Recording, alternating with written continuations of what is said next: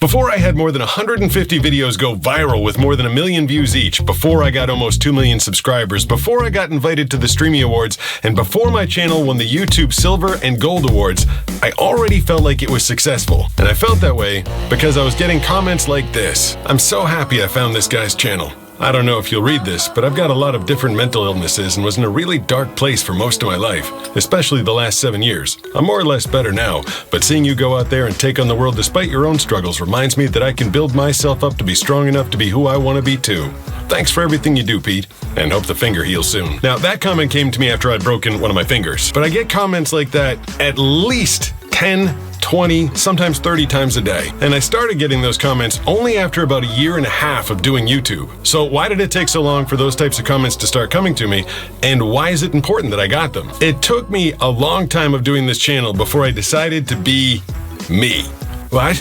That's your advice? That's the advice. Being you is the most important thing you can ever do. And this isn't just for YouTube. If you've watched my channel before, basically everything's an allegory. So this is how to be successful on YouTube and in your life. Being yourself is a lesson that it took me like 10 years to learn when I was first building my voiceover career. When I first began, I had no idea how to be a voice actor. So what I did is I listened to all my idols and I would try and sound like them. In the beginning, I was copying Don LaFontaine. Then I went into more modern voice actors like Scott Rummel and Brian Lee, Ben Patrick Johnson, and a bunch of people that you may or may not know. But I was trying to sound like these guys. And it was helpful in that I was learning what it was like to be a voice actor, but no one was going to hire someone that sounded like Scott Rummel when there was actually a Scott Rummel out there. They're only going to hire you if you bring you. Don't just be a cheaper ripoff version of someone that's already famous and successful. It literally took me years to figure that out before I found my own sound in voice acting and started having a signature sound that when people heard me on the radio and TV, they were like, oh, that's definitely Pete. So then, years later when I started my YouTube channel, I forgot that lesson. I started my YouTube channel because I thought I had a unique and interesting story to tell as a blind surfer, and what I did was I started telling my story, or trying to tell my story, like the most popular YouTube surfer at the time, Jamie O'Brien. He did a surf vlog, and I figured I'd basically try to do the same thing, except instead of being a really good surfer, I'd be a blind surfer. And again, why would someone watch a worse version of Jamie O'Brien if Jamie O'Brien already exists? It didn't make any sense. But for some reason, that's what I was thinking. Oh, I'm gonna do his channel. It was dumb. And I see people doing this all the time. They find their favorite channel and they try and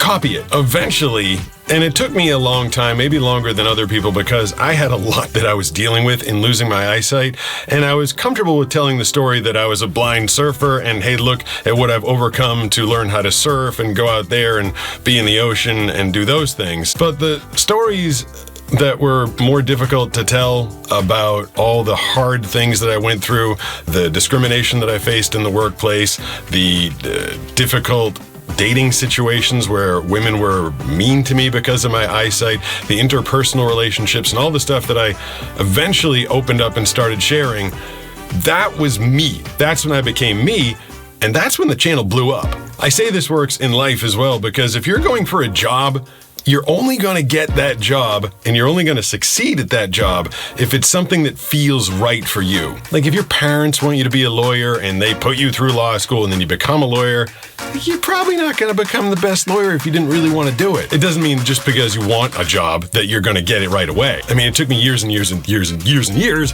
before I started making money as a voice actor, but I knew from the very beginning that I felt like I wanted to be a voice actor. It felt natural for me. And people, whether they're viewers watching your YouTube channel or people that you work for, can totally sense your passion.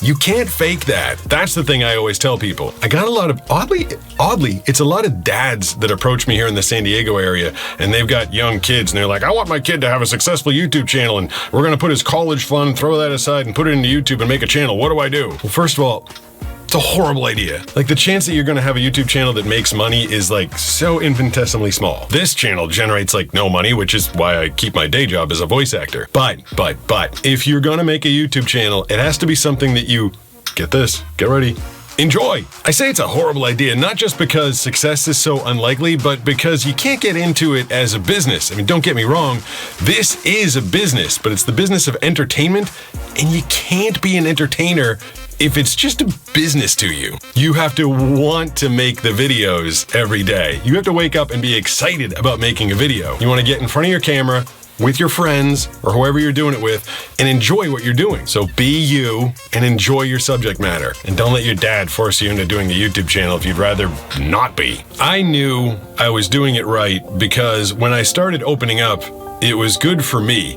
Like, I'm sorry to inform you guys, but I've basically been using you as my therapist for the past couple of years. Like, these are things that I tell this camera and on this channel that I haven't really told anybody before. So it's been good for me to finally express all this stuff and talk about my life and how painfully difficult it was to lose my eyesight and go from being a fully independent sighted person to a blind person that needs a lot of help. So it was good for me. But when those comments, like the one I read at the very beginning of this episode, started coming in, I knew it was good for other people too. It felt genuine, it felt natural. I opened up and people opened up back to me. I mean, it seems so simple, but that's what people want.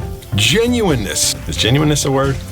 They want you to be genuine. There you go. And when you go out there into the world, whether you're a young person in school trying to make friends, or a young adult who's graduated college and is trying to get a job, or someone a little further on in life that's trying to figure out what to do with themselves, follow the same advice. Being you is always going to be enough. When you're not you, what you attract is not real stuff into your life. Not you attracts fake friends. Not you will get you a job that you're not meant for. Not you will get you into bad relationships. Genuine you will help you be surrounded by everything that's right for you in your life, and it'll help you make a successful YouTube channel if you want that too.